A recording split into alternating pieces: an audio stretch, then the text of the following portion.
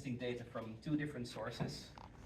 This is a Google Sheet where people input some data manually, needs lots of input validation, stuff like that. They ingest it here. And this is data ingested from an API.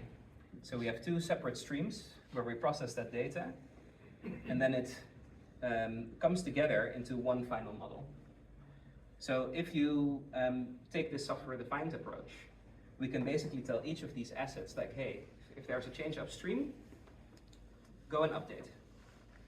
If you did it the traditional way, you would have to basically create a workflow for this stream, and then you would have to create a workflow for this stream, separate jobs where each of the downstream dependencies are updated.